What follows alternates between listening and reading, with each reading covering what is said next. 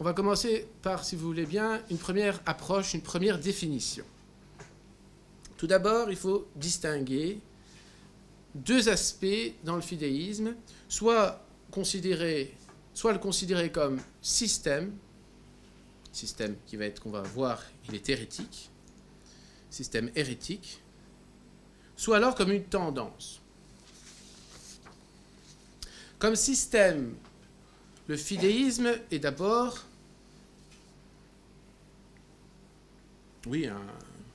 un système, à la base, qui met à la base de toute notre connaissance, d'ordre spirituel et d'ordre moral, une foi ou une croyance. Vous allez voir que ce point, foi ou croyance, est assez important. Et dans les vérités d'ordre spirituel et moral, il y a bien sûr les préambules de la foi. Donc c'est à la fois un système d'erreurs d'ordre philosophique, qui touche à la théorie générale sur la connaissance. Ainsi, pour le fidéisme, la raison individuelle, par les seules forces de sa nature, ne peut pas arriver à une connaissance certaine de ces vérités. Donc il y a bien un problème au niveau de la théorie générale de la connaissance chez l'homme. Et puis par compensation, le fidéisme donne une place prépondérante et excessive à la foi entre guillemets, qui ressemble plus à une croyance, puisqu'il y a véritablement une équivoque, une ambiguïté sur l'usage du mot foi. Le terme foi qui est employé chez les fidéistes n'a pas le même sens tout à fait que le mot foi employé par la doctrine catholique dans sa pureté et dans sa vérité. Et puis, le système fidéiste est aussi une erreur d'ordre théologique. Puisque le fidéisme va attaquer la foi dans sa nature, en dénaturant son rôle, en la réduisant à être un être qu'un bien utile, un bien supplétif. Elle vient combler les lacunes de la nature, ce qui est vrai, mais ce n'est pas simplement cela, le rôle de la foi en nous. Et enfin, l'objet formel propre de la foi n'est jamais considéré comme il faut. Il est mis toujours sur le même plan, sur le même niveau que la science humaine. Foi et science sont sur le même ordre, c'est-à-dire que la foi vient compléter ce que la science ne peut pas acquérir. Donc tout est nivelé sur un seul plan. Ça, nous allons le développer. Ça, c'était pour avoir déjà une idée un peu générale avant d'aborder la suite de l'introduction. Rome a parlé, le fidéisme est condamné. Il n'y a pas à discuter sur ce point de vue-là. Le fidéisme tel qu'on va le caractériser, tel que l'Église l'a condamné, oui, c'est une hérésie. C'est une hérésie. Et notamment sous différents chefs que nous allons développer, mais surtout sur ce qui est le plus grave, si on veut, c'est la négation de la possibilité pour l'homme, avec les seules forces de sa nature, d'acquérir des connaissances certaines sur Dieu, sur l'existence et la spiritualité de l'âme, l'immortalité de l'âme, et sur les vérités nécessaires à la vie morale. Le fidéisme a été condamné, mais il n'est pas mort. Et comme je vous le disais, il survit sous forme de tendance, plus insidieux, moins explicite, sans systématisation, sans jamais tirer toutes les conséquences des prémices que l'on pose. Donc il y a quelque chose qui est un peu éparpillé dans les esprits, sous forme d'habitude, de mode d'esprit, de mode de pensée. Mais il est vraiment là. Et ça, ce sera donc l'objet surtout de notre deuxième temps, sera d'analyser, d'essayer de déceler dans la pensée contemporaine, enfin même parfois chez nous, il ne faut pas non plus s'exclure, eh bien, ces tendances fidéistes qui sont vraiment présentes et dangereuses. Si le fidéisme en tant que système est une hérésie, le fidéisme en tant que tendance est un mortel danger pour l'intelligence et pour la foi, d'autant plus qu'il est souvent dissimulé très proche de nous. Déjà dans les années 1920, le père jésuite Bainvel, un thomiste du début du XXe siècle, qui a écrit notamment un livre assez intéressant sur le rapport entre la nature, l'ordre naturel et l'ordre surnaturel, il écrivait à propos justement du fidéisme: la question du fidéisme pourrait paraître superflue et la controverse surannée. Il n'en est rien, car il y a chez nombre de catholiques en vue, nous sommes en 1920, attention, une défiance de la raison et un réveil des tendances fidéistes. Il serait long d'en chercher les causes, mais le fait est visible. Eh bien, vous allez voir tout à l'heure, après, j'espère qu'à la fin de la conférence, vous pourrez constater avec moi que, eh bien, aujourd'hui c'est un peu pareil. Eh bien, il y a vraiment une défiance de la raison chez nombre de nos contemporains catholiques, et que le fait est largement visible. Et cette présence du fidéisme parmi nos contemporains est sans doute une des causes de la grande complexité et de la difficulté d'aborder les questions de la crise de l'Église. Parce que souvent, la discussion est rendue impossible, même inaudible. On n'est pas sur la même longueur d'onde, souvent avec nos interlocuteurs, et donc rendant la conversation impossible, parce qu'il y a ce fidéisme qui est toujours latent chez certains. Voilà. Donc nous allons essayer de dresser une certaine cartographie des tendances fidéistes, et ce sera un aspect un peu polémique de la conférence, et ce sera surtout l'objet de la seconde partie. Dans la première partie, dans notre premier point, nous allons commencer par donner une définition un peu plus approfondie du fidéisme. D'abord, il faut bien, préciser le vocabulaire qu'on emploie. Parce que le mot fidéisme est assez ambivalent, assez équivoque, assez même... J'avoue avoir pas mal cherché à vérifier en quel sens ce mot-là est employé. C'est assez difficile, c'est assez flou. Le terme est employé un peu à tort et à travers. Et pour bien cerner ce que c'est que le fidéisme, ce n'est pas facile à cause de cela. Il est employé chez des non-catholiques, chez des protestants notamment. Il est employé dans des systèmes philosophiques. Et puis même au sein du système catholique, si on veut, le fidéisme qu'on pourrait qualifier de catholique, non pas parce que le fidéisme serait la vraie doctrine, mais en tant qu'il est professé par certains catholiques qui veulent rester fidèles à l'enseignement de l'Église. Donc il n'y a pas véritablement de secte fidéiste. Hein. Mais même dans ce fidéisme catholique, eh bien, il y a différents sens. Il y a un sens général, un sens particulier. Et puis on ne le distingue pas toujours comme il faut de ce que vous avez dû entendre parler, du traditionnalisme, non pas du traditionnalisme, de ce traditionnalisme qui a réagi au modernisme et au Concile du Vatican II, mais ce traditionnalisme qui insistait sur le rôle d'une tradition pour la transmission de la révélation au cours des siècles, au cours des âges.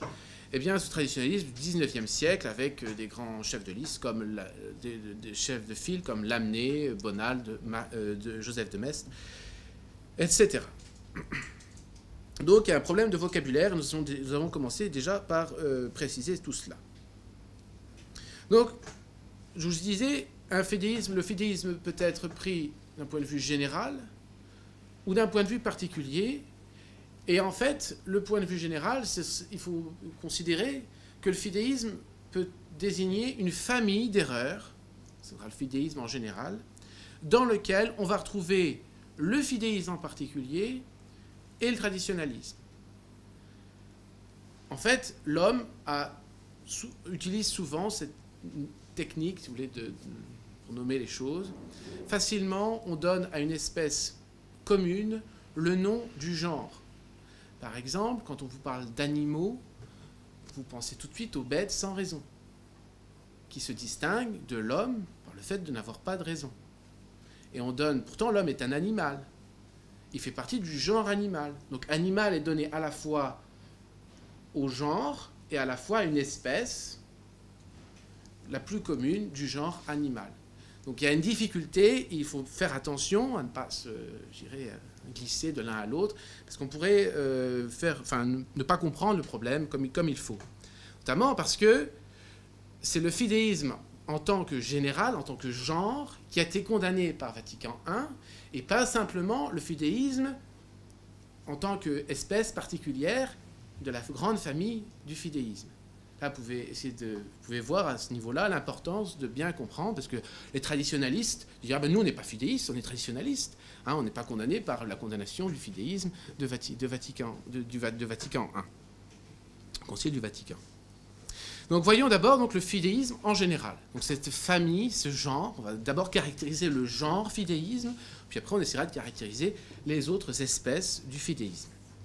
Donc on appelle le fidéisme de manière générale les divers systèmes, parce que là il y en a plusieurs, il y a une grande variété, qui refusent à la raison le pouvoir de connaître par ses lumières les vérités religieuses ou morales d'ordre naturel et affirment l'absolue nécessité de la révélation pour manifester ces vérités et en donner la certitude. Parce qu'il y a aussi un problème autour de la certitude. Donc la raison n'est pas capable d'obtenir ces vérités, donc il faut une révélation pour obtenir ces vérités et avoir la certitude. Parce qu'on verra que dans les familles, dans différentes familles de fidéisme, il y en a certains, comme par exemple les théologiens de Louvain au XIXe siècle, qui se focalisaient surtout sur l'aspect certitude, qui admettaient que l'homme puisse trouver des vérités d'ordre moral et d'ordre religieuse et morale, mais il ne pouvait pas en avoir une vraie certitude. Donc c'était sur l'aspect certitude que se focalisaient leurs attaques. Mais donc le fidéisme englobe donc toutes ces familles, toutes ces variétés de fidéisme. Et bien sûr embrasse le traditionnalisme dont il faudra parler un peu plus longuement parce que c'est une erreur qui a bien marqué, qui a largement marqué l'histoire du catholicisme en France au XIXe siècle et même après. Puisque ça, je dirais, on a ressuscité les querelles traditionnalistes au XXIe siècle. Donc je ne développerai que très peu l'aspect historique, parce que ça demanderait des détails, et puis c'est pas assez intéressant dans une conférence de donner que des bribes, parce que c'est trop réducteur. L'histoire a besoin d'être un peu développée. Mais bon, il y aura quelques indications historiques quand même. Mais avant d'aborder plus à fond, il faut quand même avoir une idée, je pense, de qui fut fidéiste dans l'histoire de l'Église. Hein, on peut dresser un catalogue, mais le but n'est pas là de dresser un catalogue des fidéistes et des non-fidéistes. Mais enfin, on peut avoir quand même une idée assez... Oui, il faut avoir une idée un peu générale.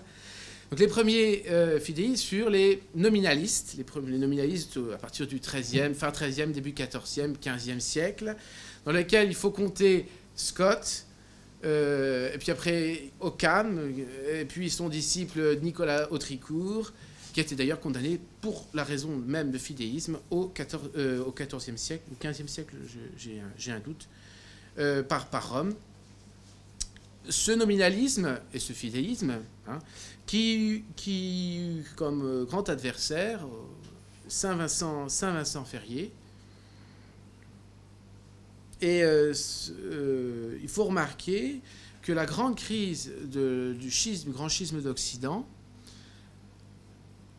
a été sans doute aggravée par une crise fidéiste, enfin de type fidéiste, parce qu'il y a eu un peu le même phénomène qu'on voit aujourd'hui avec le modernisme, une dénaturalisation de la vie chrétienne, et donc une grande déchristianisation, et que c'est sans doute grâce au service de Saint Vincent Ferrier, avec ses grandes prédications, qui voulait que les chrétiens redeviennent des vrais chrétiens, au sens avec des vraies vertus, des vertus naturelles. Et il a été un peu l'apôtre social de la doctrine si réaliste et si vraie de saint Thomas d'Aquin. Après, vous avez eu les protestants, qui furent des vrais fidéistes, un peu à l'extrême même, avec Luther, Calvin, et puis tous les autres, je ne rentre pas dans le détail. Et puis vous avez les jansénistes, qui sont une sorte d'amoindrissement, c'est quasiment identique au protestantisme, sous l'aspect fidéisme, mais c'est juste un peu atténué. Donc Baius, condamné spécifiquement pour le fidéisme, et puis Jansénus également. Dans le milieu catholique, il faut attendre le XVIIe siècle, fin XVIIe siècle, début XVIIIe, avec Monseigneur Huet, évêque d'Avranches, pour avoir une littérature, une systématisation d'un fidéisme enseigné mon cher, parce que pour le coup, lui, il était célèbre. Et alors, il a écrit des livres d'apologétique dans laquelle il va affirmer vraiment que la foi est nécessaire. Et la foi est le seul moyen pour l'homme d'acquérir des vérités naturelles, pour les vérités sur Dieu et sur la morale. Bossuet, dans ses controverses avec les protestants, manifeste certaines tendances fidéistes. Parfois, il dit à ce niveau-là, la raison ne peut plus rien faire. Alors que, en fait, sur l'existence de Dieu, la raison avait encore moyen d'avancer beaucoup plus. Je ne rentre pas non plus dans le détail. Pascal fut lui aussi très imprégné de fidéisme. Et puis, après, vous avez au XIXe siècle une école qui va avoir beaucoup d'influence, qui va se développer très fortement, surtout en France, mais également en Belgique et en Italie. Et c'est l'école dite traditionnaliste, avec Joseph de Maistre, Bonald, mais aussi M. Bonetti, le directeur des Annales de philosophie chrétienne, journal qui, entre parenthèses, va devenir un des organes du modernisme au début du XXe siècle, journal qui va être mis à l'index par Saint-Pie X. Puis vous avez également l'abbé Bottin de Strasbourg, mais lui, il faut peut-être davantage le sortir de l'école traditionnaliste et le mettre purement comme fidéiste, au sens particulier que nous allons voir juste après. Donc vous avez aussi l'abbé Ventura en Italie, puis on pourra en ajouter encore beaucoup d'autres, Hubax à Louvain, mais je ne sais pas trop comment on prononce Hubag, les gens de Belgique, je ne sais pas comment il faut prononcer. Comment Hubag, oui, Hubag, je ne sais pas si...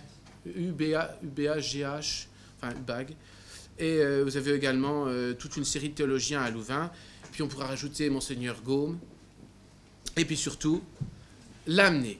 Lamennais qui fut le père et le grand héros du fidéisme traditionnaliste en France au XIXe siècle et qui a encore aujourd'hui une très grande influence, notamment par tous ses disciples qui continuent à être lus et enseignés à peu près partout. Parce que je vous disais juste à l'instant Gaume, mais Gaume fut un grand disciple de Lamennais. Et donc, par ce biais, l'esprit de Lamennais continue d'être diffusé, développé un peu partout dans le monde catholique. Et il va se développer surtout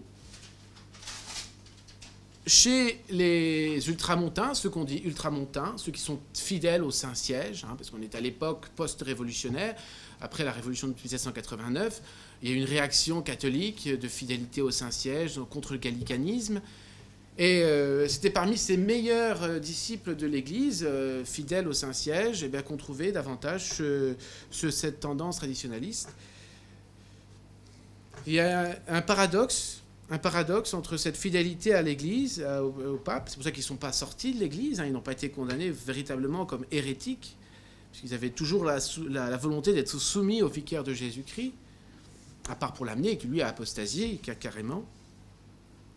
Donc voilà, il y a une ambiguïté autour de ce traditionnalisme,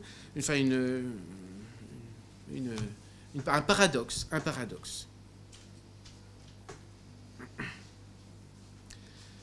Maintenant que nous avons défini le fidéisme général et donné quelques auteurs caractéristiques du fidéisme, il faudrait dire quand même deux mots sur ce que on exclut la discussion là aujourd'hui maintenant à la conférence. Parce que le fidéisme est parfois donné à d'autres systèmes, donc il est important de dire ce n'est pas ça. Par exemple, en philosophie, il y a une des écoles, par exemple l'école dite écossaise, et puis aussi il y a un philosophe allemand, Herder, il y en a d'autres, qui ont voulu réagir contre la philosophie de Kant, de Berkeley en Angleterre, et puis tous les subjectivistes, les positivistes et la critique moderne, et surtout la critique allemande, qui remettent en question les valeurs des premiers principes. Eh bien, une école de gens normaux, braves gens qui ont voulu réagir contre ça et qui ont bâti un système, mais dans lequel il y a eu un vice, c'est-à-dire qu'ils déformaient, ils donnaient une équivoque sur le terme de foi. Parce que pour eux, l'adhésion au premier principe, c'est une foi. Pourquoi ? Parce que les premiers principes, on ne les démontre pas. Et comme c'est vrai que la foi ne se fonde pas sur la démonstration, mais sur le témoignage, eh bien, il y a une analogie avec la foi entre l'adhésion, enfin, il y a une ressemblance, oui, on ne démontre pas. Il y a un point commun entre la foi et l'adhésion au premier principe, c'est qu'il n'y a pas de démonstration. Mais évidence et foi, ce n'est pas du tout la même chose. Donc sur cet équivoque, eh bien, ils ont fondé leur système. Il y a des choses intéressantes dans cette école, mais donc ce n'est pas de cela dont il s'agit maintenant quand on parle de fidéisme, quand on parle du fidéisme condamné à Vatican, pour Vatican I, eh bien, il ne s'agit pas de ce fidéisme-là. Ce n'est pas non plus le fidéisme que l'on rencontre chez les protestants. Il y a dans les différentes sectes protestantes une secte qui s'est autoproclamée fidéiste parce qu'elle a poussé à l'extrême la distinction qu'avaient déjà initiée les premiers protestants, notamment Calvin, entre la distinction entre foi et croyance. Pour ce système de protestants, pour les protestants fidéistes, qui sont menés par un certain Ménégoze au début XXe, quelqu'un qui se prenait un peu pour un inspiré, qu'il fallait donner au monde une religion dans laquelle tous les hommes puissent s'unir, eh bien, il avait trouvé l'idée géniale, c'est de supprimer tout dogme, tout symbole, toute adhésion à une vérité, toute croyance, à la foi. La foi, c'est l'union à Dieu, point. On n'est même pas obligé de croire à l'existence de Jésus-Christ. C'est l'union à Dieu. Tous les dogmes, ça ne fait que des divisions. On s'attache, on s'unit tous ensemble. C'est plus simple, on n'a même pas besoin de faire des catéchismes, on n'a pas besoin de faire des cours. C'est beaucoup plus simple. On est unis à Dieu. Donc c'est une foi complètement inconsistante quant à l'aspect intelligence. Et on voit tout de suite l'opposition avec la parole de notre Seigneur. Je veux des adorateurs en esprit et en vérité. Donc vous voyez, ce fidéisme n'a rien à voir avec notre fidéisme qu'on pourrait, entre guillemets, mettre catholique, même si vous voyez quand même qu'il y a quelques analogies, notamment pour cet anti-intellectualisme poussé à l'extrême.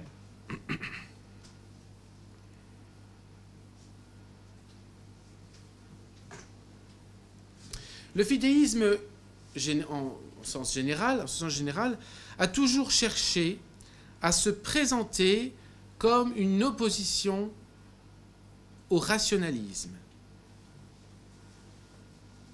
Si vous voulez, certains vont le dire comme ça, même si ce n'est pas tout à fait précis, c'est donner trop à la foi et rien à la raison, ou très peu à la raison.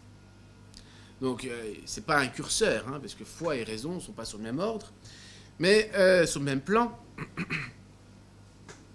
Donc le fidéisme a toujours cherché à diminuer, à s'opposer au rationalisme. Sauf que les fidéistes vont appeler rationalistes des gens qui n'en sont pas. Par exemple, les théologiens de la scolastique, comme saint Thomas d'Aquin.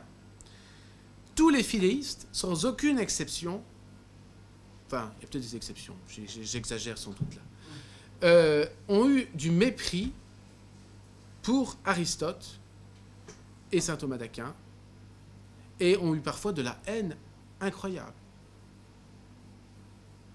Et notamment, on voit ça chez les protestants, chez Luther, chez Calvin, mais chez d'autres, et puis même chez les traditionalistes du XIXe siècle. Quand vous lisez Bonetti, par exemple, les choses infâmes qu'il met sur le dos de saint Thomas d'Aquin, c'est ahurissant, vous ne croyez pas vos yeux. C'est impressionnant. Et cela nous amène donc aux origines du fidéisme. Comme je vous disais tout à l'heure que le fidéisme était à la fois une erreur concernant la philosophie, une erreur concernant la théologie, eh bien vous vous doutez bien qu'il y aura des origines d'ordre philosophique, des erreurs d'ordre philosophique et aussi des erreurs d'ordre théologique. Voyons d'abord les erreurs d'ordre philosophique. Le fidéisme, c'est d'abord un scepticisme, une défiance systématique vis-à-vis de la raison. vis-à-vis de l'objectivité de la connaissance. C'est-à-dire que pour le philéisme, nous n'atteignons pas avec certitude les choses de l'esprit. Enfin, la matière, ils admettent encore, pas tous, hein, que la connaissance sensible nous donne une vraie connaissance.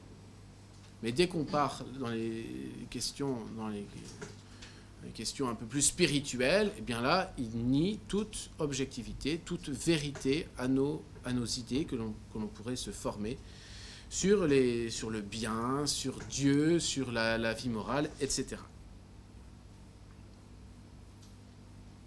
Donc il faut déjà voir ici l'influence des nominalistes, du nominalisme, mais surtout, l'influence de Descartes. Descartes qui va être le père du scepticisme moderne.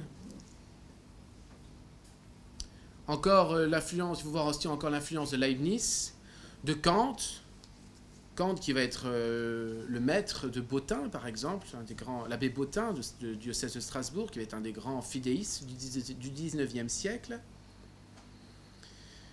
Eh bien, tous ces philosophes subjectivistes, idéalistes, qui refusent à la raison toute objectivité dans la connaissance, pour eux, la raison n'a pas de contact avec l'être, elle est prisonnière de ses idées. Eh bien, contre tous ces philosophes, la philosophie thomiste oppose un juste réalisme. Dans la théorie de la connaissance, le thomisme apporte le juste réalisme. La raison, c'est-à-dire que la raison est une faculté de vérité qui n'est pas faillible.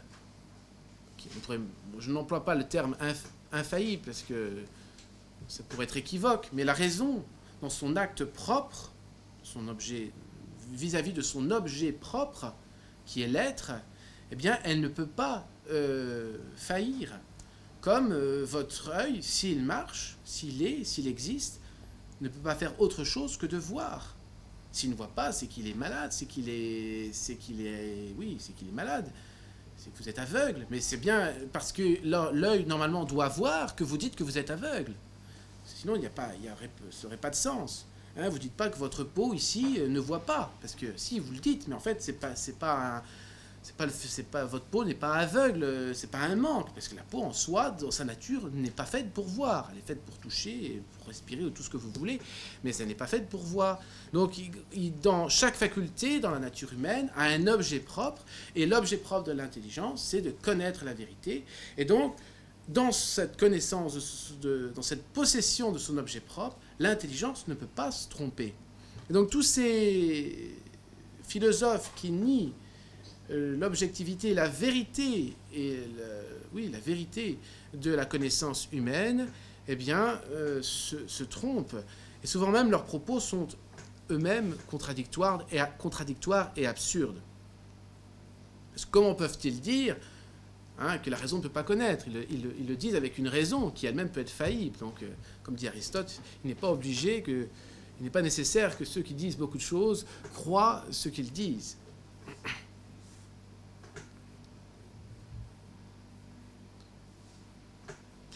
Cependant, l'homme peut se tromper, évidemment. Je ne dis pas qu'on ne peut pas se tromper, ça serait complètement idiot. Mais s'il se trompe, c'est par accident. C'est parce qu'il lui manque, par exemple... comme notre connaissance intellectuelle dépend de nos sens, si par exemple nous avons perdu tous nos sens, il arrive des gens qui n'ont quasiment aucun sens, le développement de l'intelligence est très très très difficile, voire impossible. Ceux qui sont aliénés de l'esprit, eh bien, ne peuvent pas avoir un développement normal de l'intelligence. Comme nous dépendons de la matière sensible pour connaître, eh bien, il se trouve que notre intelligence est empêchée d'arriver, est entravée dans son exercice et ne peut pas atteindre son objet. D'où des erreurs, mais par accident. Mais par nature, l'intelligence arrive à son objet avec vérité. L'intelligence peut également se tromper quand elle va composer, c'est-à-dire quand elle va faire des jugements, quand elle va relier des idées entre elles, quand elle va dire cette lampe est belle, eh bien je peux me tromper dans ce jugement. Sur cette lampe devant nous, je peux dire qu'elle est belle et qu'elle n'est pas belle, mais je peux me tromper dans ce jugement.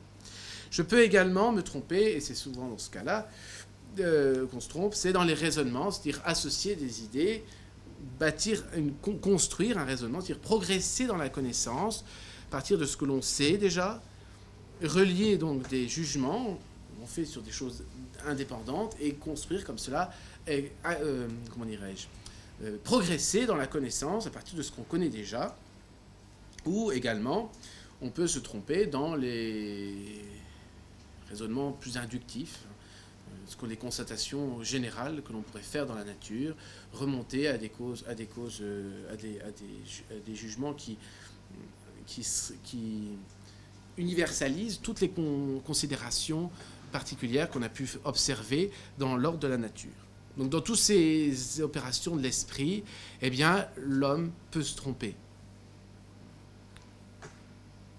Donc ça, c'est le juste réalisme de saint Thomas d'Aquin. Je ne rentre pas non plus trop dans les détails. Dans le fidéisme, vous avez également, et c'est très lié au scepticisme dont je viens de vous parler, vous avez également une exagération des conséquences du péché originel. Et là, on rentre plutôt dans l'ordre théologique. Ainsi, on voit Luther affirmer que toutes nos facultés spirituelles auraient été viciées par le péché dans leur structure même, en sorte qu'il ne resterait plus en nous qu'une raison dépravée. Pour lui, ça c'est une citation, tout ce qui est dans notre volonté est mal, et tout ce qui est dans notre intelligence est erreur. D'où toutes les conséquences du fidéisme de Luther et des autres sur la nécessité d'une révélation.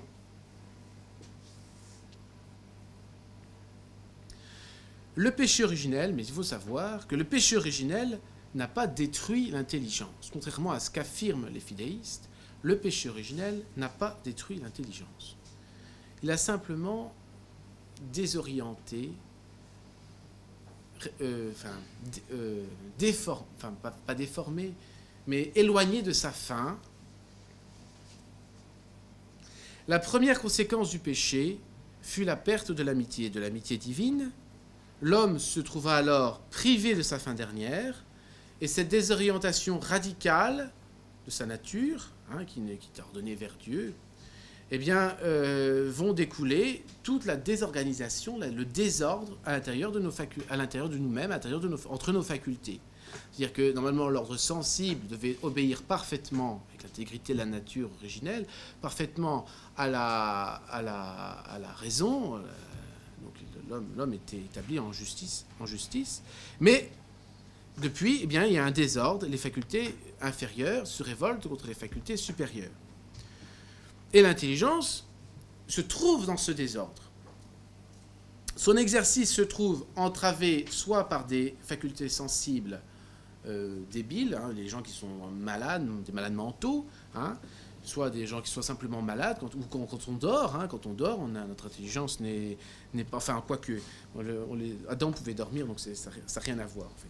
Soit par des passions, des passions déréglées, quelqu'un qui ne pense qu'à manger, eh bien, il ne peut pas réfléchir, son intelligence ne peut pas s'exercer normalement. Soit par une imagination livrée à elle-même, non guidée, ceux qui passent toute leur journée devant un jeu vidéo, eh bien, ils sont incapables de faire un acte d'intelligence. Mais je dis incapable.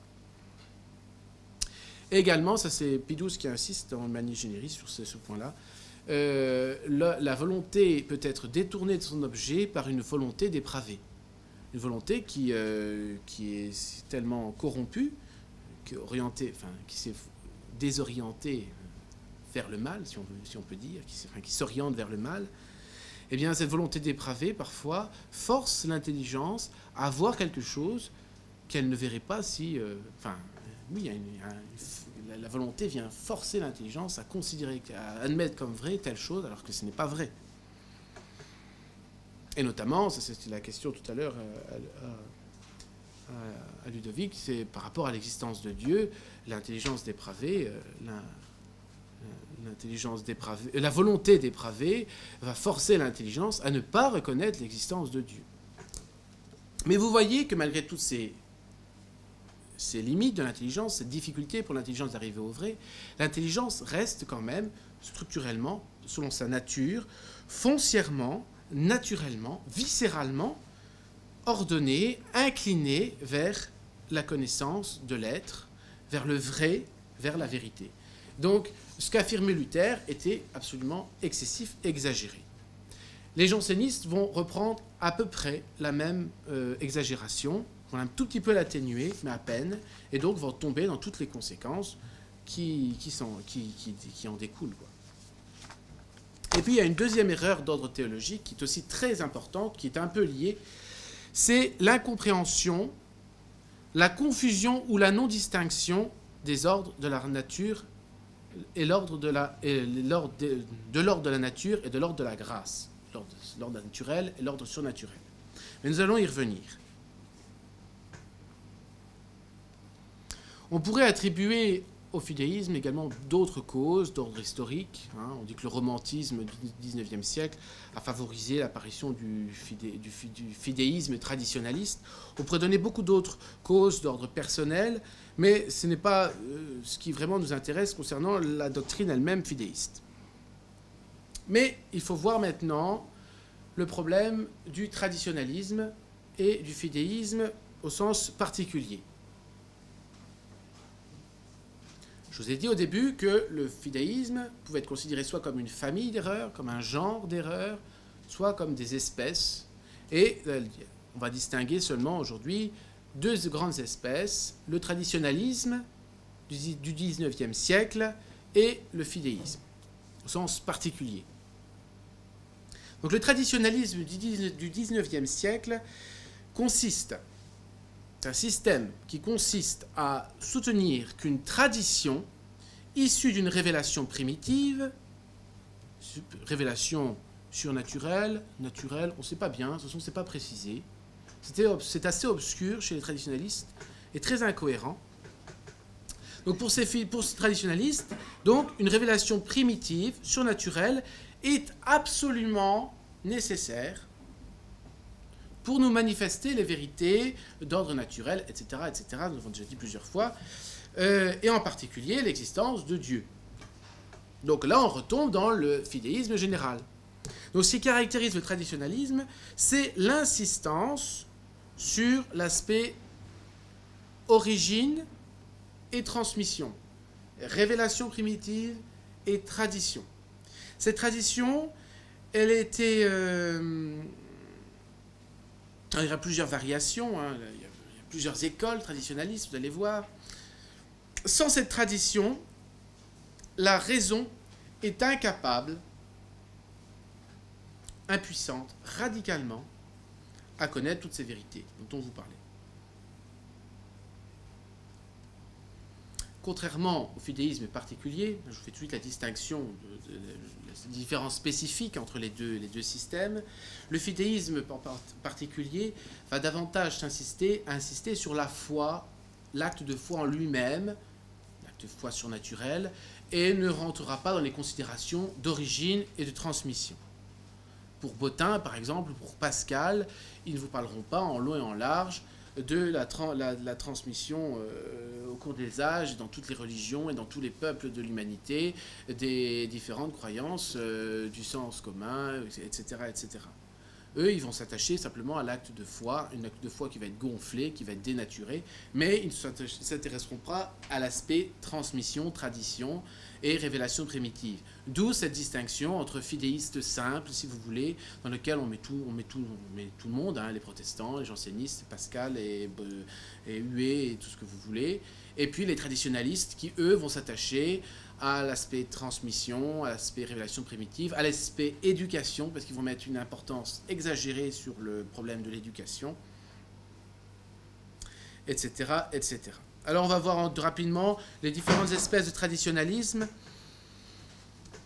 qui a été fortement influencé par Descartes, par Malebranche, Locke, avec leurs théories sur le langage notamment. Et puis Descartes, c'était sur les théories des idées innées. Il y a une parenté très grande avec l'ontologisme. L'ontologisme, qui est une hérésie qui a existé en même temps que le traditionnalisme, qui a été condamné par Pie IX, enfin désapprouvé, enfin condamné, oui, vraiment condamné, mais sans solennité. Enfin, il n'y a pas eu comme pour Vatican, il y a le Concile de Vatican n'a pas abordé le problème de l'ontologisme. Pour l'ontologisme, c'est l'idée de Dieu est déjà dans votre être, et il suffit, pour schématiser, hein, il suffit qu'on vous parle de Dieu, que je vous dise Dieu, pour que ça y est, vous ayez le concept de Dieu en vous qui se réalise, qui s'actue. C'est-à-dire que déjà dans l'homme, avant même toute recherche, l'idée de Dieu est déjà présente. Vous êtes déjà en contact avec Dieu. Donc il y a un panthéisme sous-jacent qui était très dangereux et ça a été condamné en tant que menant au panthéisme.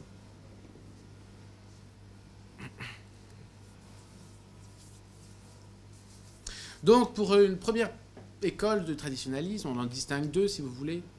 Il y a Bonald et Joseph de Maistre qui vont tout miser sur le problème du langage. C'est-à-dire que le langage, pour eux, c'est par là que l'homme atteint toutes les vérités. Alors, c'est pas complètement faux, mais c'est complètement exagéré et presque absurde, vous allez voir. C'est-à-dire que, pour eux, Dieu a infusé en l'homme le langage. Alors, pourquoi pas? Ça, il y a une discussion. Père Lachance, par exemple, Père Lachance dominicain canadien, a écrit un livre sur le langage, le problème du langage, c'est un problème assez complexe. Donc on ne rentre pas dans cette idée, mais pour eux, Dieu, en donnant le langage, a attaché à toutes les idées du langage les concepts correspondants. Alors il y a tout plein de problèmes derrière ça, c'est-à-dire quel est le langage que le bon Dieu a infusé. Alors il y a ceux qui vont dire que c'est l'hébreu, mais d'autres qui vont dire que c'est le français. Alors, et puis on se rend compte qu'il y a tout plein de problèmes, c'est qu'il y a des langues dans lesquelles certains concepts ne sont pas rendus. Hein, problème oui, toutes sortes de problèmes. Bon, c'est pas l'objet de notre approche, mais en tout cas, pour eux, le langage véhicule avec lui les idées. Donc il suffit qu'on reçoive le langage, qu'on apprenne à parler, hein, de Dieu, et bien pour qu'on arrive à une connaissance de Dieu. C'est-à-dire que pour eux, le langage est le moyen de se former toute la métaphysique, et donc la connaissance de Dieu et l'existence de la loi morale, etc., etc.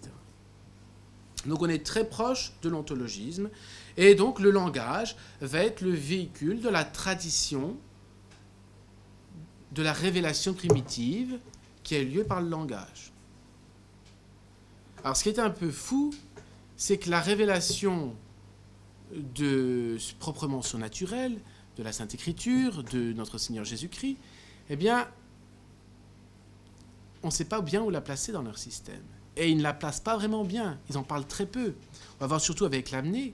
Lamennais a une vision extrêmement réductrice de l'Église.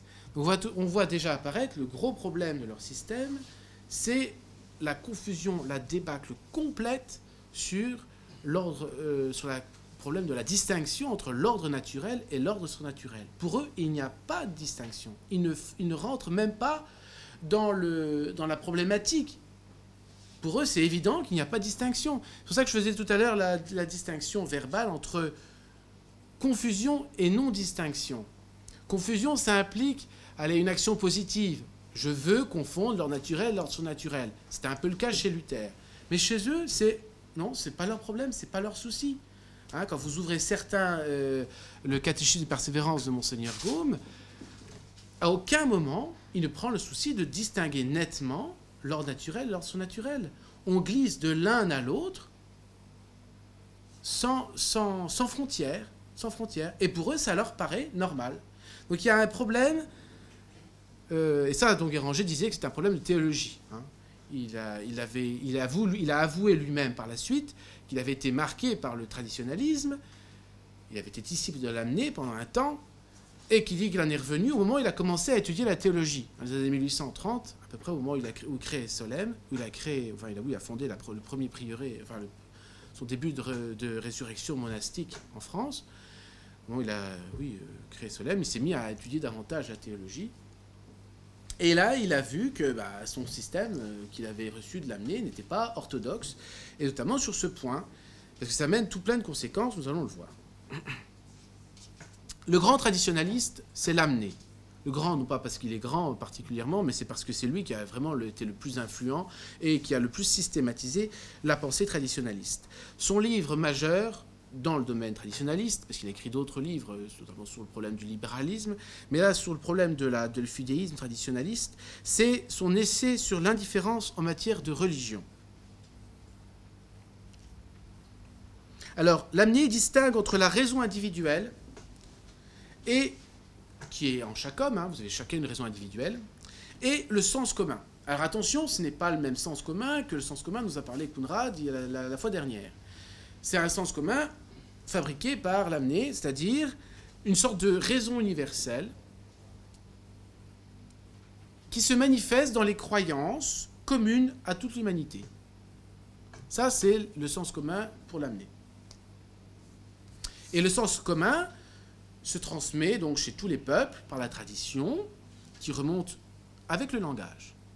Donc là, la petite distinction de Lamennais avec les autres, c'est que le langage a été aussi infusé par Dieu, mais pour lui, ce n'est pas le véhicule, comme Bonald de Maistre, de la tradition primitive. Il y a le langage et la tradition, les grandes croyances de l'humanité. Et donc, on remonte à Dieu. Et donc, le sens commun a l'autorité directement de Dieu, puisque on part de la révélation primitive. Il y a une tradition infaillible, et ça, il insiste beaucoup. Il a toutes sortes de preuves, d'arguments pour montrer que cette tradition est infaillible. Et puis, il est vraiment fidéiste, puisqu'il dit que la raison individuelle, toute seule, là, vous, individuellement, vous êtes incapable de connaître cette vérité sur Dieu, sur la loi morale et sur toute l'existence de l'âme, etc. Pour lui, la raison individuelle ne pourrait qu'acquérir une certitude qu'il va qualifier d'instinctive, un certain instinct qu'on peut rapprocher du bon sens, hein, ce qu'on appelle aujourd'hui le bon sens, ou le pif catholique. Hein. Et puis il y a aussi la certitude de fait. Ça, il incite beaucoup sur le fait. C'est un fait, ça ne se discute pas, ça ne se prouve pas. Voilà. C'est la certitude que la raison individuelle, et sont ces deux certitudes que la raison individuelle peut acquérir par elle-même. Seul le sens commun, donc, donne une vraie certitude, car elle s'appuie, en définitive, sur l'autorité de Dieu. Et vous voyez que dans le système fidéiste, il n'y a de certitude que quand il y a autorité. Il faut toujours qu'il y ait une autorité pour qu'il y ait certitude. Et c'est une des caractéristiques du système, d'ailleurs. C'est-à-dire que pour eux, la raison, construire un argument de raison n'a pas de valeur à leurs yeux. Il faut toujours qu'il y ait une autorité. Si l'Église dit vrai, c'est parce qu'elle est autorité, c'est qu'elle a l'autorité de Jésus-Christ. Alors je peux vous donner quelques citations de ce brave Lamennais, pour voir un peu ce que c'est que le fidéisme un peu plus proche. Sur la capacité radicale de la raison. Écoutez ça. La voie du raisonnement ou des discussions n'est pas le moyen général offert aux hommes pour discerner avec certitude la vraie religion. Il faut que la vérité se donne à elle-même. Se donne elle-même à l'homme. Quand elle se donne, l'homme la reçoit. Voilà tout ce qu'il peut faire. Encore, faut-il qu'il la reçoive de confiance, sans exiger qu'elle montre ses titres, car il n'est pas même en état de les vérifier. C'est-à-dire que nous sommes là devant cette sorte de fatalisme.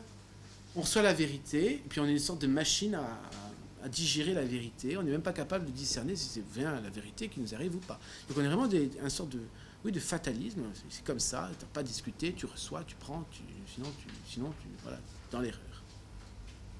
Et puis, cette citation qui synthétise un peu tout, la raison n'est rien d'autre que la faculté d'être instruit et de sentir la vérité lorsqu'elle nous est proposée. Et donc là, on voit déjà apparaître ce qui va être bien plus tard le modernisme, c'est-à-dire l'immanentisme, la vérité qui n'est plus un contenu intellectuel, qui est simplement quelque chose de ressenti, un ressenti intérieur, une expérience intérieure, et non plus quelque chose de consistant et qui a pour sujet l'intelligence.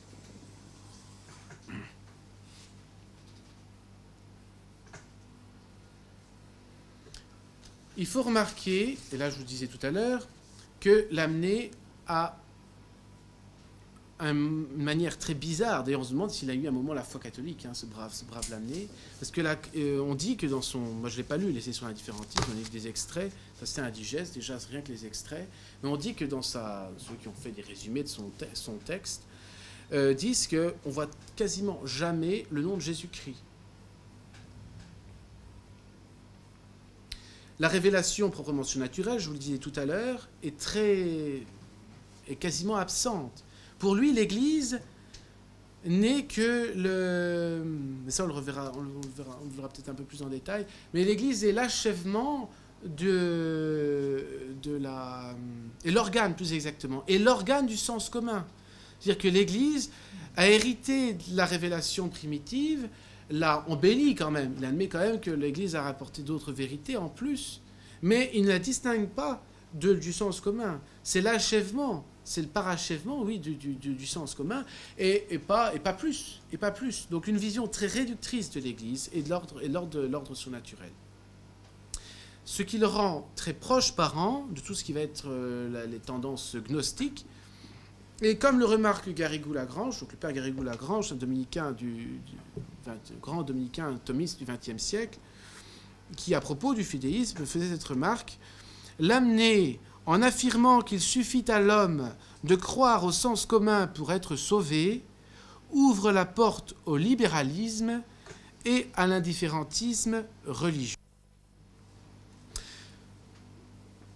Donc le fidéisme particulier, lui, va être condamné. Donc, surtout au XIXe siècle, le principal, c'est Bottin, qui a dû aussi souscrire à une série de propositions en 1840.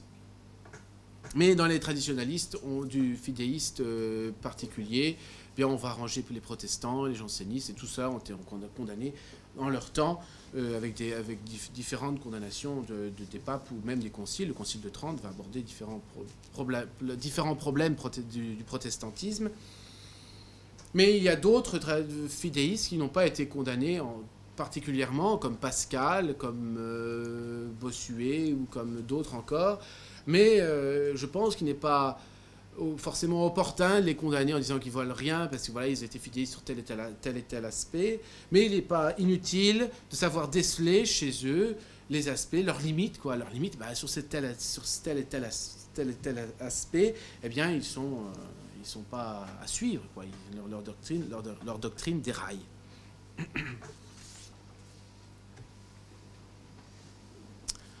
Si on veut résumer en 3 points les erreurs caractéristiques du fidéisme. La première erreur, c'est l'impossibilité radicale. C'est affirmé, hein, à chaque fois c'est des propositions, mais c'est des erreurs. Hein. Impossibilité radicale de prouver l'existence de Dieu. Ça, c'est la première erreur, je dirais, fondamentale, parce que c'est la plus grave, quelque part. Enfin, c'est difficile d'analyser la gravité d'une erreur, mais enfin, celle-ci, c'est quand même la plus solennelle, la plus solennellement condamnée. Et puis, cette condamnation a été reprise par la suite. Donc, c'est l'impossibilité de prouver l'existence de Dieu et les autres grandes vérités nécessaires de l'ordre religieux ou moral. Et le Concile du Vatican a donc solennellement condamné cette erreur en disant, je le cite, donc, chapitre 2, paragraphe 1, vous pouvez apprendre ça par cœur, chapitre 2, paragraphe 1, « La même Sainte Église, notre Mère, tient et enseigne que Dieu, principe et fin de toute chose, peut être connu avec certitude par la lumière naturelle de la raison humaine à partir des choses créées. » Puis avec citation de saint Paul aux Romains, « Depuis la création du monde, ces perfections invisibles se laissent voir à l'intelligence par ses œuvres. » Avec à la fin du chapitre un anathème, canon premier, « Si quelqu'un dit que le Dieu unique et véritable, notre Créateur et Seigneur, ne peut être connu avec certitude par ses œuvres grâce à la lumière naturelle de la raison humaine, qu'il soit anathème. » Donc c'est proprement hérétique de soutenir cette proposition et de soutenir tout ce qui peut d'une manière ou d'une autre contrarier, contredire cette précision, cette affirmation, l'affirmation doctrinale, juste avant, du Concile du Vatican. L'histoire du Concile du Vatican révèle que cette définition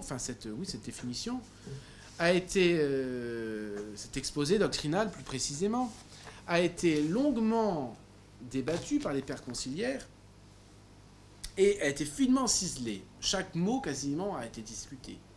Et notamment, quand on vous dit principe et fin de toute chose, quand on vous dit que Dieu, principe et fin de toute chose, c'est comme ce que disait M. Abbé tout à l'heure, c'est à partir des choses, c'est Dieu, c'est pas simplement Dieu en tant que Trinité, c'est vraiment Dieu en tant que principe et fin de toute chose. Dieu tel qu'il s'est manifesté à nous dans la création. On vous dit maintenant, avec certitude, peut être connu avec certitude. Le mot certitude a été longuement débattu. Certains voulaient obtenir juste que ces certitudes disparaissent, comme ça ouvrait la porte quand même à une certaine école qui, voilà, était semi-fidéiste et qui admettait que la raison soit capable de connaître la vérité, mais pas avec certitude. Donc là, non, le certitude, le mot certitude n'est pas là pour rien. Il est vraiment là pour exprimer que c'est pas simplement une hypothèse ou une probabilité, c'est vraiment une certitude. Il n'y a pas de... la proposition, il n'y a pas de doute possible à cette existence de Dieu. Et Saint Pie X, il faut noter, Saint Pie X, dans le serment antimoderniste, première proposition, il demande donc à ce qu'on s'attache tout particulièrement à la... Je vais le noter quelque part, un peu plus loin. Et donc, voilà, moi j'embrasse et je reçois fermement toutes et chacune des vérités qui ont été définies, affirmées et déclarées par le magistère infaillible de l'Église, principalement les chefs de doctrine qui sont directement opposés aux erreurs de ce temps. Première erreur, et d'abord, je confesse que Dieu, principe et fin de toute chose, peut être certainement connu, et alors là, Saint Pie X rajoute par rapport au Concile du Vatican, et par conséquent aussi démontré. Et ça, c'est un point important. C'est qu'on ne peut pas simplement, on ne connaît pas simplement avec certitude, on peut le démontrer. C'est-à-dire qu'il existe donc des preuves de l'existence de Dieu. Et un des buts d'ailleurs du père Garrigou-Lagrange, là, dans sa petite brochure, que nous avons montré tout à l'heure, Ludovic, c'est justement de dire, le pape nous a dit qu'il y avait une des preuves de l'existence de Dieu, qu'on pouvait connaître avec certitude, mais en plus qu'on pouvait les démontrer. Donc quelles sont ces démonstrations de l'existence de Dieu ? Quelles sont-elles? Il faut les connaître, puisqu'on peut le faire. Et elles ne sont pas hypothétiques, probables, ces démonstrations. Elles sont vraiment certaines, et elles prouvent vraiment. Donc après, le serment antimoderniste reprend quasiment tel quel la déclaration du Concile du Vatican. Il s'agit bien donc de la lumière naturelle de la raison humaine, et pas simplement d'une raison qui aurait déjà reçu quelque chose de la grâce, c'est bien la lumière naturelle. Et il a été précisé, il n'a pas été précisé que ce soit après le péché originel, avant le péché originel, dans l'état nature pure, après l'élévation de la nature naturelle. C'est vraiment une façon générale, l'homme en lui-même, en considérant sa nature, faisant abstraction du reste, parce qu'aujourd'hui, il faut faire abstraction que vous ayez le péché originel, que vous avez des passions, etc. Donc ça complique le problème. Donc en considérant l'homme en lui-même, en faisant abstraction de toute autre chose, eh bien, l'homme est capable de connaître avec certitude, etc., etc. Et puis, on vous dit aussi, à partir des choses créées, c'est pas une lubie, c'est pas une révélation intérieure, c'est pas un sentiment intérieur, c'est vraiment, on part de ce qui est créé, on remonte par les causes, on arrive à Dieu. La deuxième erreur caractéristique du fidéisme, c'est donc l'affirmation d'une nécessité pour la révélation. Pour eux, la révélation est nécessaire, puisque l'homme est incapable d'acquérir quoi que ce soit par lui-même. Eh bien, le pauvre, il aurait été bien malheureux sans avoir le bon Dieu ne l'aurait pas laissé dans cet état d'indigence complète. Donc, il fallait que le bon Dieu le révèle. Donc il était naturel que le bon Dieu donne une révélation surnaturelle. Donc c'est un peu complexe, mais dans leur système, c'est ça. C'est-à-dire qu'il y a une confusion donc, des deux ordres qui est liée à cette nécessité de la révélation.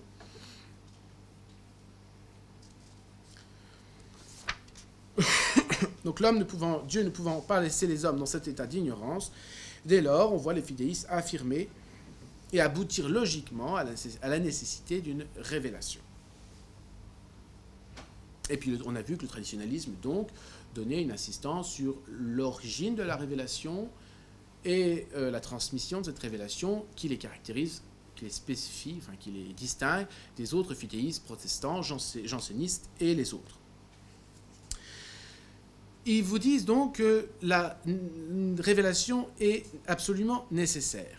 Concernant la nécessité de la révélation, il est important de rappeler les bases, si vous voulez. Il faut distinguer trois choses, trois nécessités, si vous voulez. D'abord, concernant les vérités d'ordre naturel. Vraiment les vérités d'ordre naturel. La révélation n'est absolument pas nécessaire, puisqu'on est capable, il a affirmé qu'on est capable de les trouver nous-mêmes. Donc, il n'y a pas de nécessité, puisqu'on est capable de les trouver nous-mêmes. Mais, cependant, il est moralement nécessaire, en raison des conditions actuelles de l'humanité, présence du péché, présence des passions, désorganisation des passions, difficultés, et puis bon, corruption de la nature, hein, parce que dans l'état originel, il n'y aurait pas eu, par exemple, de trisomie 21, et il n'y aurait pas eu de toutes ces maladies, ces débilités mentales qui empêchent l'exercice normal de l'intelligence. Et puis pourtant, on voit ces gens-là qui, grâce à la révélation de Dieu, sont capables d'acquérir ces vérités d'ordre naturel, mais qui, en raison donc, de toutes ces conditions difficiles, en raison de la paresse humaine, et puis parce que la découverte de l'existence de Dieu à partir des créatures est un travail long, pénible, qui est inaccessible à beaucoup en raison de leur immersion dans la matière, de leur travail, quelqu'un qui fait un travail corporel, qui est très prenant physiquement, a du mal à réfléchir longuement sur des problèmes très fins d'ordre philosophique, de l'ordre de la sagesse. Et donc, pour que cette connaissance de ces vérités naturelles soit accessible à un grand nombre, il était convenable, il était moralement nécessaire, cette expression retenue, moralement nécessaire, que le bon Dieu révèle. Et puis après, vous avez les vérités d'ordre surnaturel. L'ordre surnaturel a, comment dirais-je, à partir du moment où le bon Dieu nous a élevés à l'ordre surnaturel, a voulu que nous soyons ses amis intimes, nous a destinés à la gloire du ciel, eh bien, à partir de ce moment-là, il était absolument nécessaire qu'il nous élève à une connaissance supérieure. Mais c'est donc, on a dit strictement ou absolument nécessaire, mais hypothétiquement, c'est-à-dire qu'à partir du moment où le bon Dieu nous a élevés à l'ordre surnaturel, il est nécessaire qu'il révèle. Mais il n'était pas obligé de nous élever à l'ordre surnaturel, c'était gratuit. Mais à partir du moment où il nous a élevés, il fallait qu'il nous fasse une révélation pour nous préparer à notre destinée surnaturelle. Et c'est ce que rappelle le Concile du Vatican à la suite du premier paragraphe dont je viens de vous citer tout à l'instant. Cependant, il a plu à la sagesse et à la bonté de Dieu de révéler les décrets éternels de sa volonté par une autre voie surnaturelle, celle-là. Dieu a parlé jadis à nos pères à plusieurs reprises et de plusieurs manières par les prophètes. En ces jours, les derniers, il nous a parlé par son Fils, dit saint Paul aux Hébreux. Et c'est bien grâce à cette révélation divine que tous les hommes doivent de pouvoir, dans la condition présente du genre humain, connaître facilement et avec une ferme certitude et sans aucun mélange d'erreurs, ce qui dans les choses divines n'est pas de soi inaccessible à la raison. Donc c'est vraiment pour qu'il y ait une plénitude, qui partout on professe la gloire de Dieu, que bon Dieu a révélé, et puis on la rend plus accessible, que bon Dieu a révélé ces vérités qui en soi ne sont pas inaccessibles à la raison. Ce n'est pas cependant pour cette raison que la révélation doit être dite absolument ou strictement nécessaire, mais parce que Dieu, dans son infinie bonté, a ordonné l'homme à une fin surnaturelle, pour qu'il participe au bien divin qui dépasse absolument ce que peut saisir l'esprit humain. Car l'œil n'a pas vu, l'oreille n'a pas entendu, ni le cœur de l'homme conçu ce que Dieu a préparé pour ceux qui l'aiment. Et c'est toujours saint Paul qui nous parle, et cette fois-ci c'était aux Corinthiens. Ça c'était pour la deuxième erreur caractéristique. Maintenant la troisième. C'est la confusion de l'ordre naturel et de l'ordre surnaturel. Alors il y a des nuances entre le fidéisme strict et le traditionnalisme. Parce que le fidéisme, en général, enfin en particulier le fidéisme, donc le fidéisme protestant, le fidéisme Bottin, Pascal, etc., le fidéisme va ignorer la consistance de l'ordre naturel. La foi dans son ordre, on ne sait pas trop si c'est surnaturel ou c'est naturel, ils pataugent, ils mélangent, c'est vraiment la choucroute dans leur truc. Eh bien, la foi vient par-dessus combler toutes les lacunes de la nature. Et puis, si, on va à l'union à Dieu, mais il n'y a pas cette consistance reconnue à la raison. Et donc, il y a un sens de carence. Ces fidéistes voyaient bien qu'il y avait une carence à leur système, qu'il y avait un point faible. Oui, Dieu a révélé, c'est comme Ludovic nous disait tout à l'heure, Dieu a révélé, mais comment savez-vous que Dieu a révélé? Parce que je crois que Dieu a révélé. Enfin, c'est un serpent qui se mord la queue, on ne sort pas de ça, et donc ils sentaient bien qu'il y avait un besoin de recourir à quelque chose d'externe pour appuyer leur foi. Eh bien, s'ils ont retiré à la raison, à l'intelligence son rôle propre, hein, qui était d'apporter les préambules de la foi, cette consistance rationnelle, eh bien, ils vont se tourner vers le sentiment, l'expérience religieuse. Et il y a des belles pages dans Pascal, où c'est des belles élévations parfois, mais on sent cette prédominance de l'expérience intérieure de la vie religieuse au détriment de la raison. Alors si c'était à égalité avec les raisons, parce que c'est vrai que l'expérience religieuse est une réalité. Le fait qu'on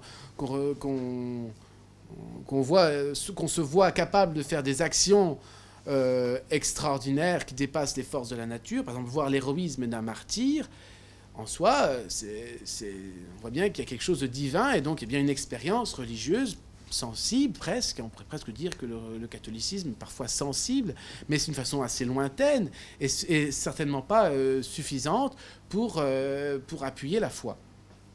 Mais de chez eux, il n'y a plus que ça. Et on voit bien l'extrême faiblesse et comment ça va vite dégénérer en un système dans lequel le sentiment prend toute la place. Voilà.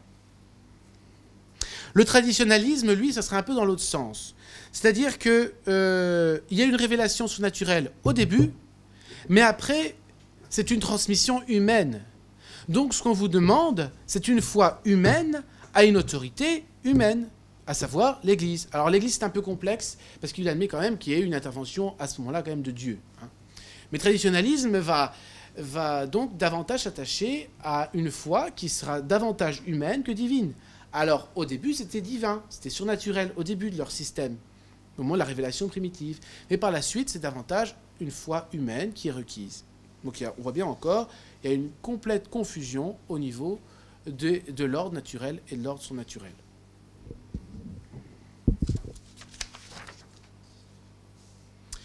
Don Guéranger, qui fut à une époque fidéiste, traditionnaliste, a par la suite, s'est converti, entre guillemets, si vous voulez, et a par la suite était devenu un ennemi du traditionnalisme et du fidéisme. Et il avait bien perçu, ça on voit dans certains de ses entretiens avec un cardinal, je ne saurais plus le dire le nom du cardinal,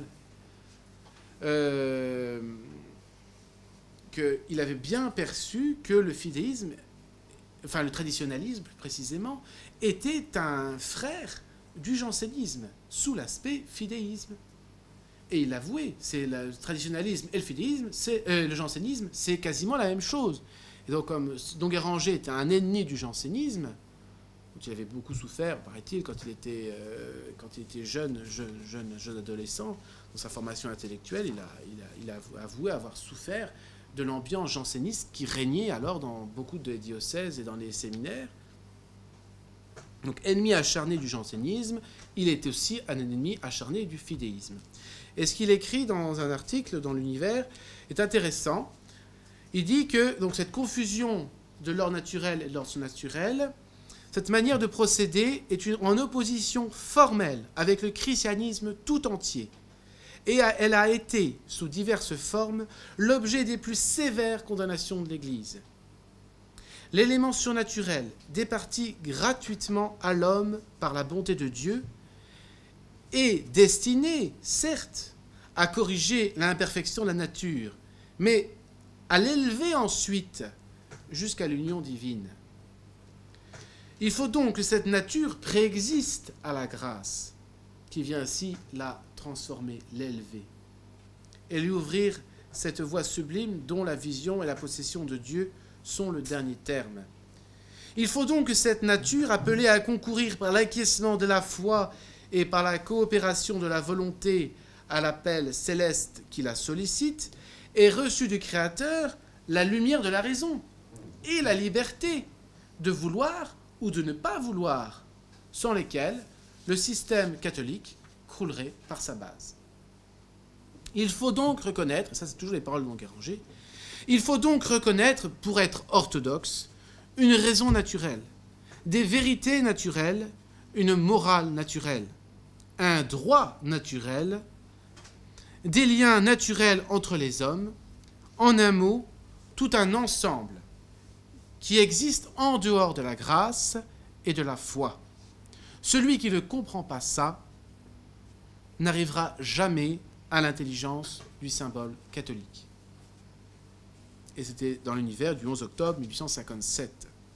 Donc c'est dans une série d'articles où Enguerrand attaquait le naturalisme en philosophie, le rationalisme, mais au passage, il a fait un article pour montrer que ce n'est pas parce qu'il attaquait la philosophie rationaliste qu'il détruisait la raison et qu'il ôtait à la nature sa consistance propre. Et cet article dans l'univers avait fait grincer des dents Louis Veuillot et Melchior l'abbé du Lac, qui était directeur de la rédaction de l'univers. Ils avaient vivement critiqué Enguerrand. Et j'ai eu l'occasion de lire la lettre de réponse de Enguerrand à Melchior du Lac pour lui dire qu'il fallait le dire, c'était la doctrine catholique. Il y avait déjà eu la condamnation, enfin la souscription obligatoire de Bonetti et de Bottin à des formules anti-fidéistes. Et donc, il n'y avait pas vraiment le choix, parce que pour Louis Veuillot et Melchior du Lac, vous comprenez, les traditionalistes, ce sont nos amis, on peut difficilement les attaquer, et là, vous les avez attaqués un peu trop fort. Et donc, Enguerrand qui dit, si jamais vous n'êtes pas d'accord, eh bien, j'arrête la coopération avec l'univers, c'est pas mal, je suis arrivé librement, je vous ai proposé mes services, si vous trouvez que je suis allé trop loin, je me retire. Apparemment, Louis Veuillot et Melchior du Lac ont dû céder, parce que Enguerrand a continué encore pendant de nombreuses années à coopérer à l'univers, et je crois que Enguerrand a apporté ces petits correctifs d'ordre doctrinal, théologique, qui ont été certainement très utiles pour Louis Veuillot, qui avait quand même certaines, il faut le dire, certaines petites tendances au traditionnalisme. Voilà.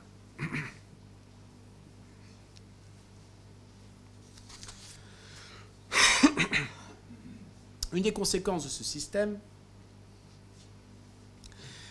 de dénaturation de l'ordre naturel, c'est la négation de la philosophie naturelle. Et nous avons déjà eu l'occasion d'en parler. Monsieur l'abbé nous en a fait déjà quasiment l'objet d'une conférence, une des premières conférences. Et donc c'est une conséquence directe de cette erreur caractéristique, négation de l'ordre surnaturel et l'ordre naturel. Je ne m'y attarde pas plus puisque nous avons déjà abordé. Pour terminer cette première partie, la deuxième partie, rassurez-vous, sera un peu plus courte. Ouais, c'est plus long que ce que je pensais.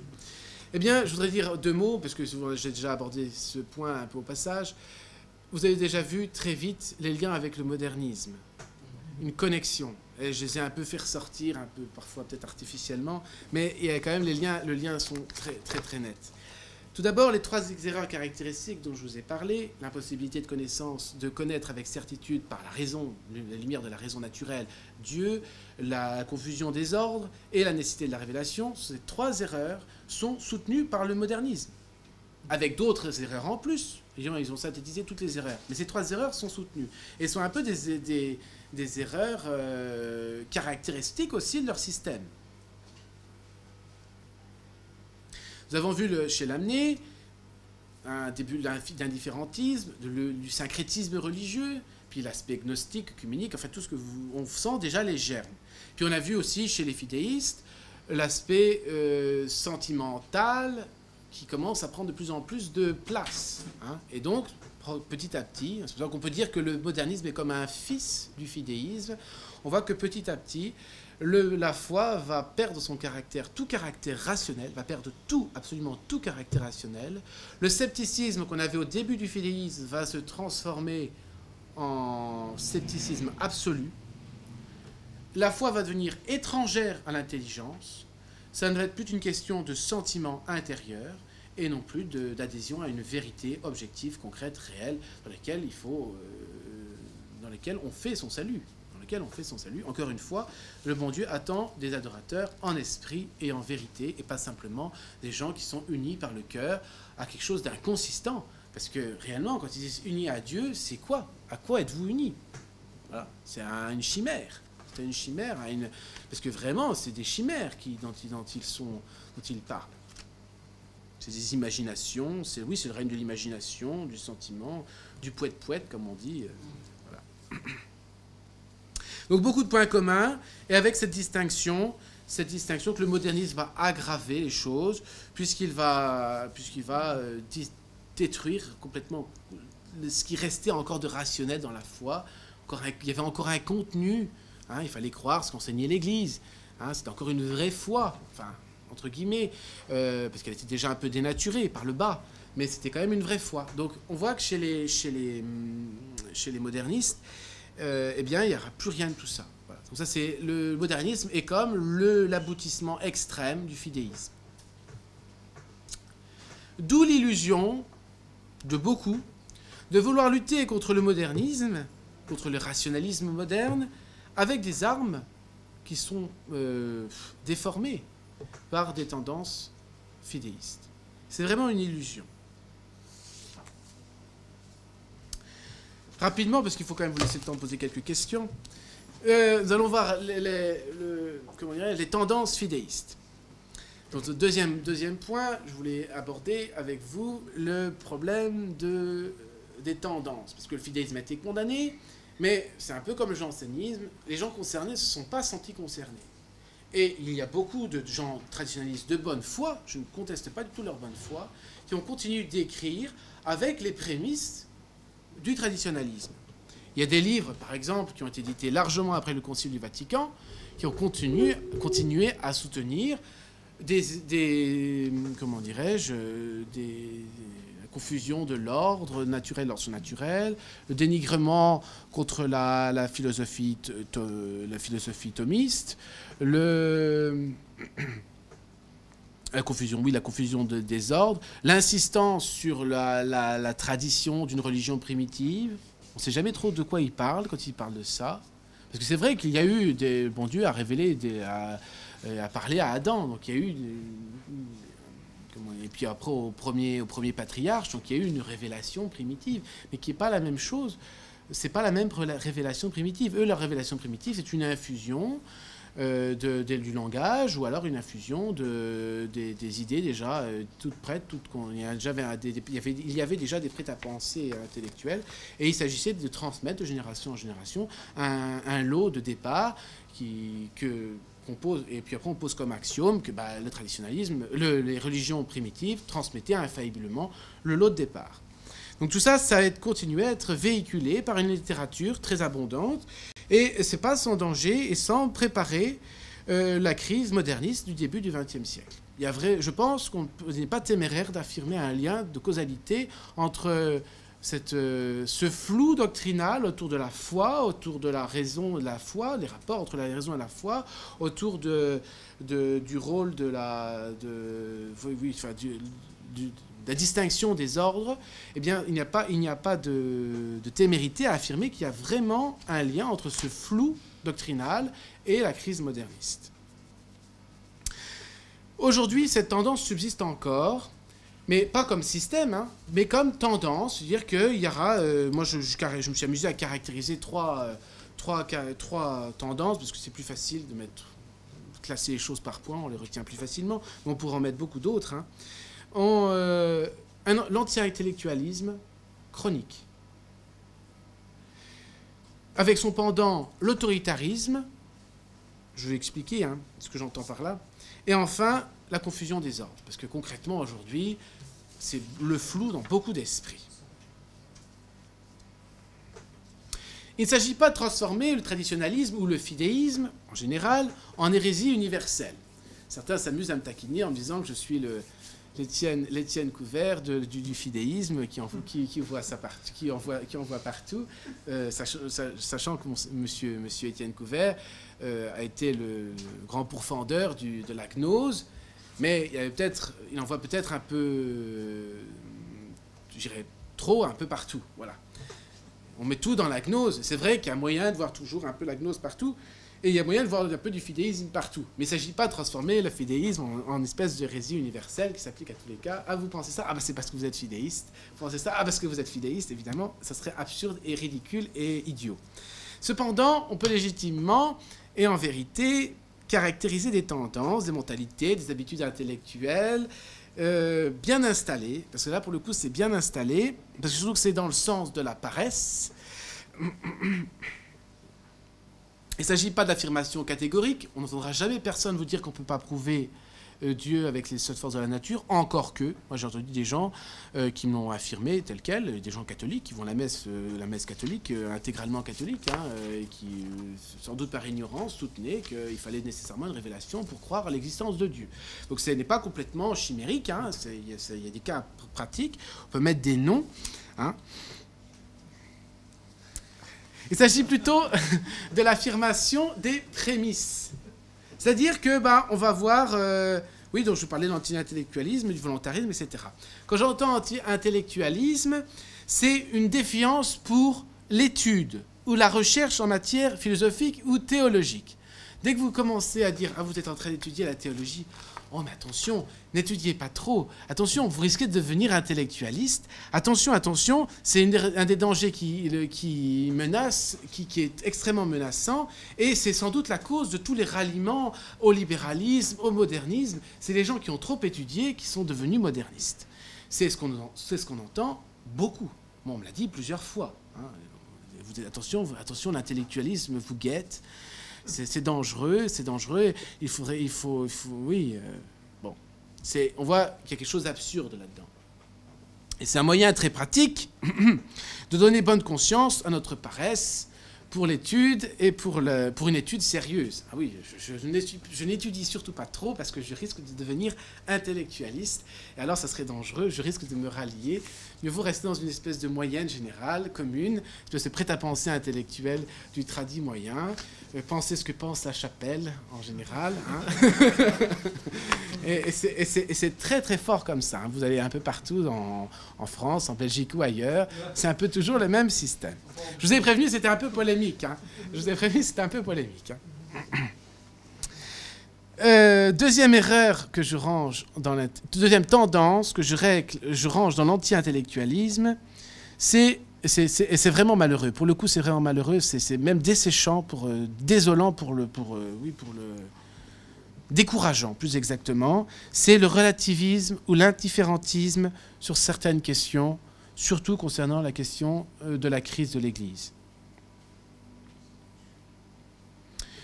Alors, souvent, les gens s'abritent, parce qu'on voit bien que ces questions ont des conséquences sociales, ont des conséquences morales.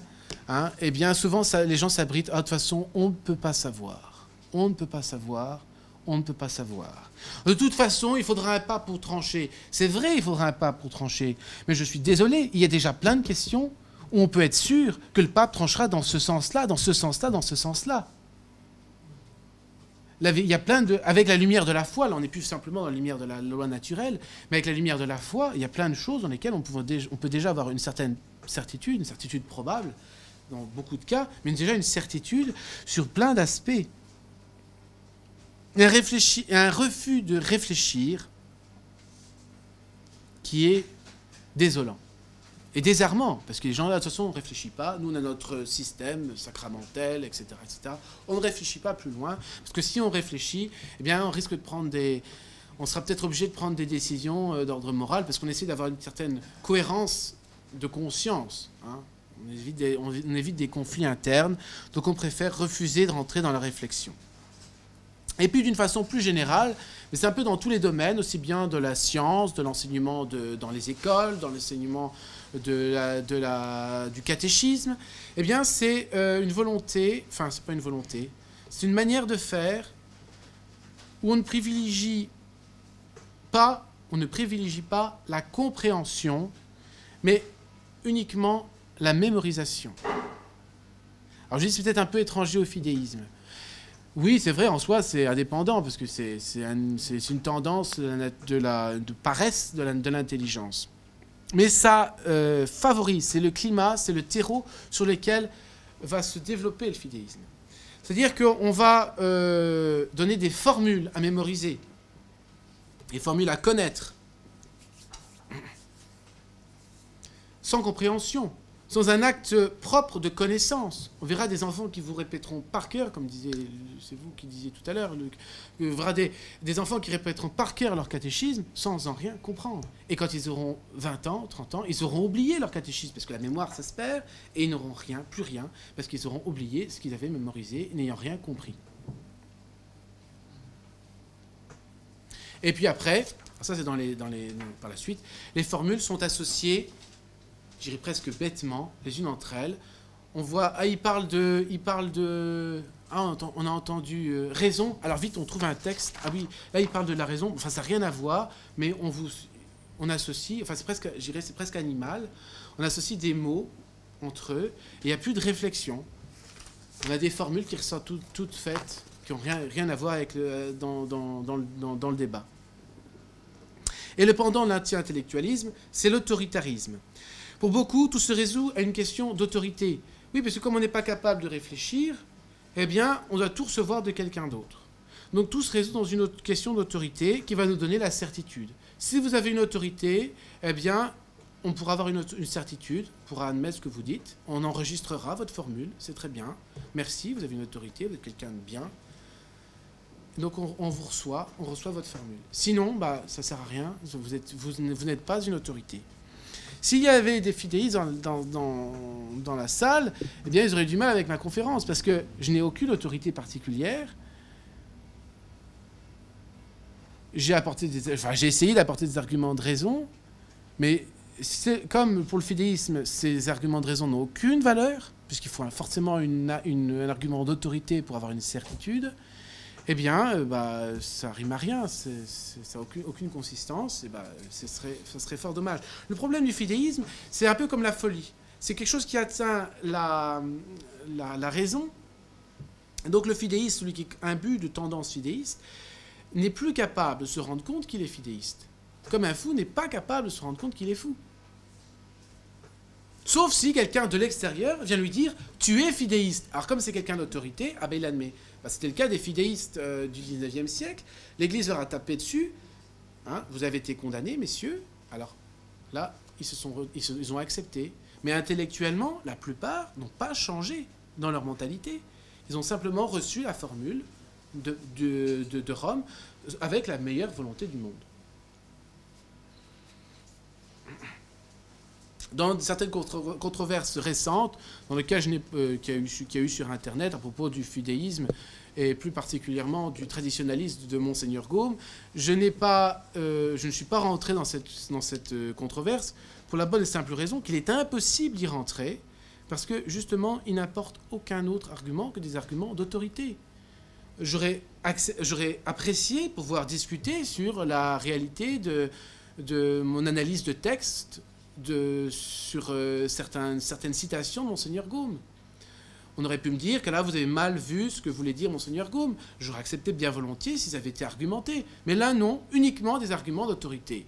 Alors, c'est dans deux sens. Monseigneur Gaume est une autorité. La preuve, c'est qu'il il aurait été approuvé par plein de papes et par plein de brefs du pape. Et puis, vous, monsieur Sauger, vous n'avez aucune autorité. Vous êtes un petit jeune. C'est vrai, je suis petit jeune, mais j'ai aucune autorité particulière. Et donc, à cause de cela, mon argument ne mérite même pas d'autres considérations. Cela ne vaut rien. Mais j'achève. Oui, bon, j'aurais pu rajouter encore d'autres choses. C'est parfois ahurissant, grotesque, ridicule. Parfois, moi, j'avoue avoir ri parfois longtemps sur certaines choses. C'est ahurissant que certaines personnes arrivent à écrire des absurdités. C'est énorme. Rire ou pleurer devant une telle absence d'intelligence des choses, on peut réfléchir longtemps. Bon, après, il y aurait d'autres aspects qu'on aurait pu aborder, mais puisqu'il est l'heure, je coupe. Un dernier point quand même, très rapide, sur la confusion des deux ordres. Concrètement, ça va se traduire par une imprécision, un flou terrible, et une exagération donnée du côté de l'ordre surnaturel. Dans les matières intellectuelles, on donnera tout à la théologie. La philosophie, on vous dira qu'il ne faut pas en faire. Il faut que d'abord faire de la théologie, puis si jamais vous avez le temps, faites un peu de philosophie, alors que les papes ont dit de faire exactement l'inverse, notamment Saint Pie X. Dans l'ordre moral, eh bien, on aura une éducation qui va privilégier avec raison la prière et les moyens surnaturels, mais qui va négliger l'aspect éducation naturelle. On a des gens qui vont prier de longues heures et qui vont négliger d'apprendre le rudiment de la vie morale naturelle à leurs enfants. Enfin, c'est un tout en soi, c'est uni. Mais à donner aux enfants des habitudes de régularité, de vie saine, énergique, virile et tout ce que vous voulez, ça, pour beaucoup de catholiques, ça ne rentre pas en compte. L'enseignement, on va prier. Alors on leur a mis dans une école pourrie, par exemple, et puis on va prier, on va mettre des cierges tous les matins à l'église pour que l'enfant garde la foi malgré sa mise dans des conditions périlleuses pour la foi. Dans le domaine politique, ça sera la confusion complète dans les rapports entre l'Église et l'État. Alors vous avez ceux qui vont complètement distinguer, ce sont les rationalistes, et puis vous avez les pseudo-surnaturalistes, de tendance fidéiste, qui vont réduire à rien la consistance de l'État. C'est-à-dire que l'État, pour eux, c'est un vague auxiliaire, une grosse administration, pas plus. Il n'y a rien de consistant à l'État et à la politique. L'Église, pour eux, ces fidéistes, l'Église englobe toute la finalité que pourrait avoir l'État, et l'État ne vient qu'un petit auxiliaire, un petit toutou de l'Église. Ce qui fut peut-être vrai à une époque historique, certaines époques historiques, où l'État était dans un état de telle infantilisation, où il y avait peu de structures vraiment bien bâties, au début de la barbarie, l'Église a rempli un rôle supplétif pour... on a vu les évêques qui devenaient des chefs de cité. Mais à partir du moment où il y a une cité bien établie, eh bien, il y a des ordres distincts. Et ils ne sont pas séparés, mais ils sont bien distincts. Pour terminer, une petite lecture, si vous voulez noter, c'est en résumé. C'est une citation de Vacant, théologien qui a une qualité, c'est d'être nancéen, et qui a écrit un livre très intéressant. Pour moi, il est magnifiquement très intéressant. C'est sur le Concile du Vatican. Et sur document sur la foi du Concile du Vatican. Après avoir ruiné le pouvoir de la raison naturelle, le fidéisme confond la science avec la foi et suppose que la foi est aveugle. L'Église a toujours enseigné, au contraire, que la raison n'a point été détruite par les péchés, qu'elle se distingue de la foi et qu'on ne saurait faire un acte de foi qu'autant qu'on a la certitude des vérités qui sont les préambules de la foi. Aussi, le fidéisme a-t-il été réprouvé comme opposé à la doctrine catholique. Je vous remercie.